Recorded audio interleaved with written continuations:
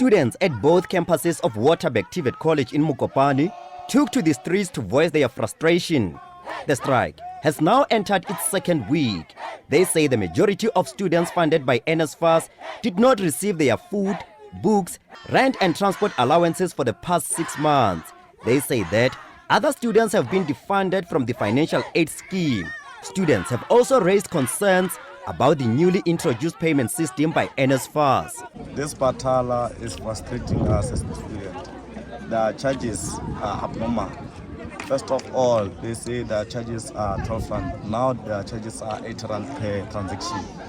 And the system is not user-friendly to us as students because of there is a lot of scam that is happening. If maybe I do a transaction to a certain account, I cannot even track which transaction I did and when and how much. Students say they are unable to study properly due to lack of funding. We've been facing the problem here in NSFAS. So since we've been facing that problem, the students decided to strike, and the management threatened the students that if they continue with the strike, he's going to kick them out of res.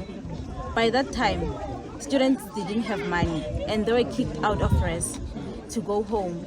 How are they going to go home if they don't have money? For instance, us, we come from far. I come from KZN. What we are facing as students, it's a genuine issue, which is NSFAS. Since from January up until this month, most of the students have never received any allowances.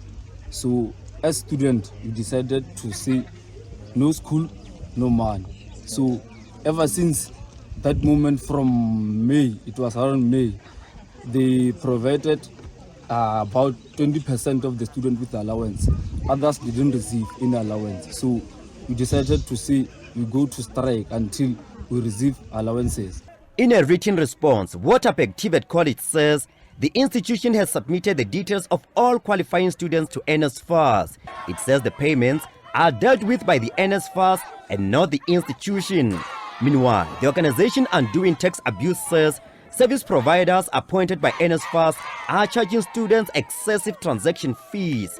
It says over 25% of all funded students are not paid on time. The transaction fees were excessively increased, leaving the students not in a better position than before. The fees that are deducted from the NSFAS student accounts have a direct impact on every student, and it is OUTA's estimate that approximately 3 billion rand will be paid by the students as a collective for the remainder of the contract period of the current service providers. NSFAS says an investigation of the complaints will be conducted, and where the allegations are proven true, appropriate action will be taken.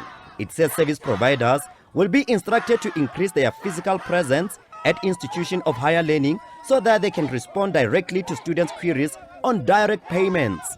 Students here have vowed to continue with their strike until their demands are met. They are calling on the Department of Higher Education and NSFAS to intervene. I'm Koketšo, Motau. SABC News, Mokopane.